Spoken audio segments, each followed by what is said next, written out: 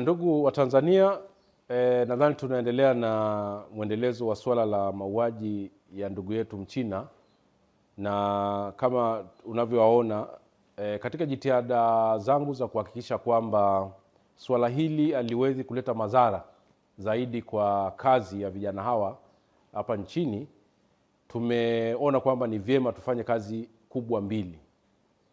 Ya kwanza ni kuwapata viongozi wao wa hapa Dar es Salaam ambao ndio wako hapa na watazungumza, alafu ili waweze kueleza kwa kinagaubaga namna gani wamekuwa wakifanya kazi na namna gani wanaweza kuwa sehemu ya kusaidia kuhakikisha kwamba kazi zao zinaendelea kuaminika zaidi kama ilivyokuwa. Lakini jambo la pili, kuona namna gani wanaweza kushirikiana na jeshi la polisi kuhakikisha kama kweli aliyefanya kitendo hicho cha mauaji anatoka kwenye jamii ya hawa walinzi, basi waweze kushirikiana na jeshi la polisi kuhakikisha waliofanya lile tukio wanapatikana. Kwa hiyo kwa kufanya hivyo tutaliacha kundi hili katika mazingira ambayo ni ya kuaminika zaidi katika jamii, lakini kitendo cha mtu mmoja au wawili kinaweza kikabakia kuwa ni cha watu hawa wachache na sio jamii nzima. Ndio lengo la kuhakikisha kwamba swala hili linaendelea kujadiliwa zaidi. Tunasema hivyo kwa sababu hali ya sasa hivi, baada ya kufanya scanning, viongozi hawa wananiambia kwamba hali imezidi kuwa mbaya.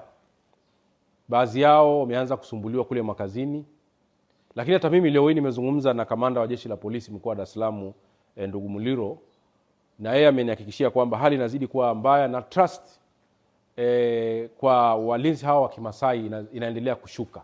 Watu wengi wameogopa, watu wengi wameshtuka kutokana na kitendo kile ambacho kimetokea katika makampuni ya Mchina. Sasa katika mazingira kama hayo lazima zifanyike jitihada za kuhakikisha kwamba uhalifu unabakia kuwa ni wa mtu mmoja na sio wa jamii nzima. Hilo ndio jambo la msingi. Uhalifu ubakie kuwa ni wa mtu na sio wa jamii nzima. Akiua leo mwanasheria mmoja, wakili, isionekane ni mawakili wote sisi ni wauaji.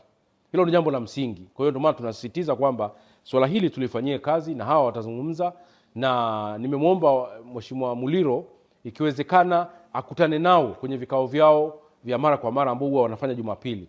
Azungumze nao, awaondolee hofu, lakini pia hawa nao wamhakikishie kwamba watakuwa mstari wa mbele kuhakikisha kwamba yoyote ule ambaye amehisiwa kufanya tukio kama lile la mauaji basi waweze, kwa sababu katika historia ya ulinzi wa ndugu hawa kwa miaka yote haijawahi kutokea tukio la kwamba askari wa Kimasai amefanya uhalifu wa namna hiyo. Haijawahi tokea kufanya mauaji.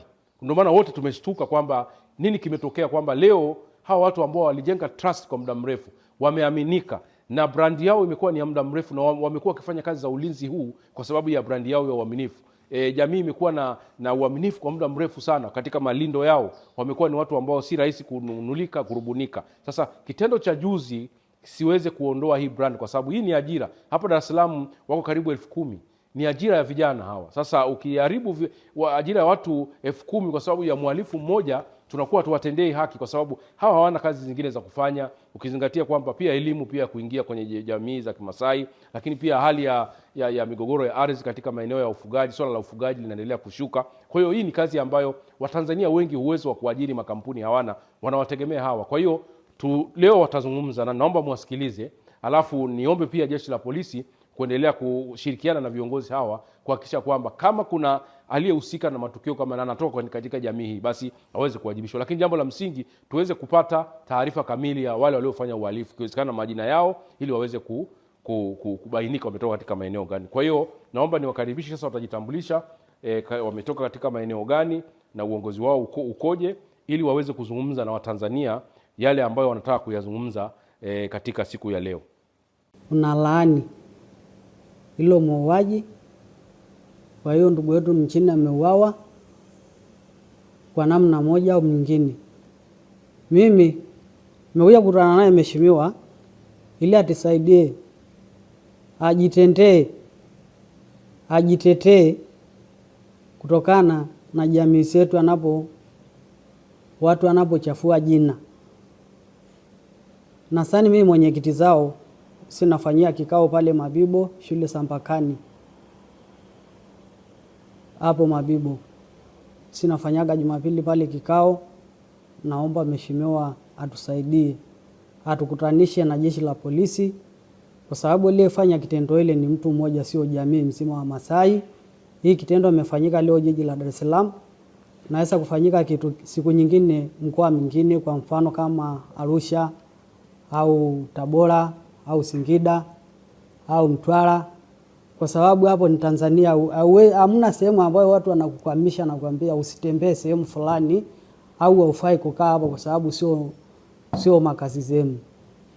Nadhani sisi sote kama mimi hapo, mimi msuraji nasunguka, mimi ni machinga, lakini hao wanaifanya kitendo walinzi na kemea kwa hilo kitendo ambayo imefanyika, kwa sababu ikifanyika kitu kimoja, samaki moja kioza wote meoza.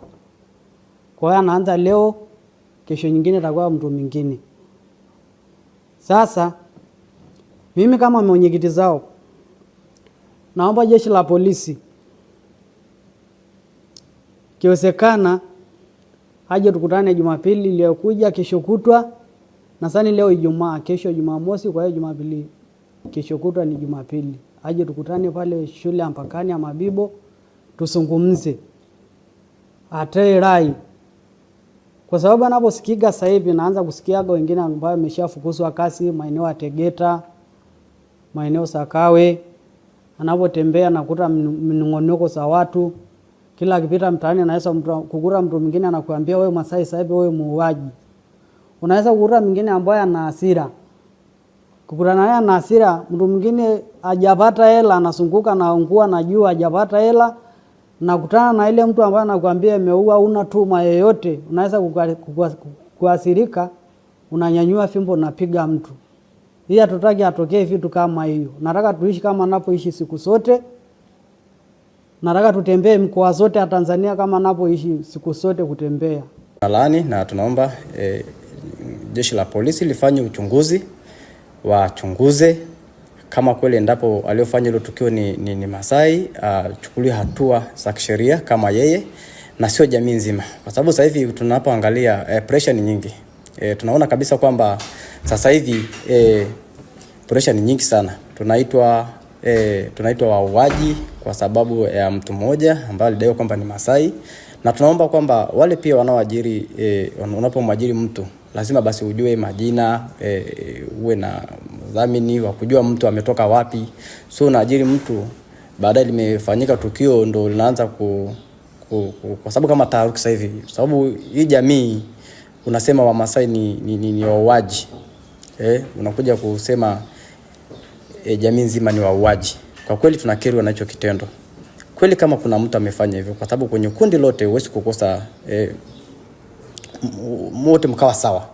Tunaomba ngazi zinazoshughulika na uchunguzi wafanye uchunguzi, wapatikane mtuhumiwa, atumiwe yeye kama yeye, lakini sio jamii nzima. Unakuja kusema kwamba wote ni wauaji. Kwa kweli sasa hivi hali sio nzuri. Hali sio nzuri, mtandaoni sio nzuri. Unaona kabisa viripo vingi vinatumwa, Wamasai wamefanya hivi, Wachina wamefanya Wamasai amekuwa hivi. Kwa kweli tunashangaa sana. Kwa hiyo tunaomba tumekuja kuzungumza kwa sababu tumeona hali sio nzuri sana. Kiukweli naumia kwa sababu watu wanapopotosha watu.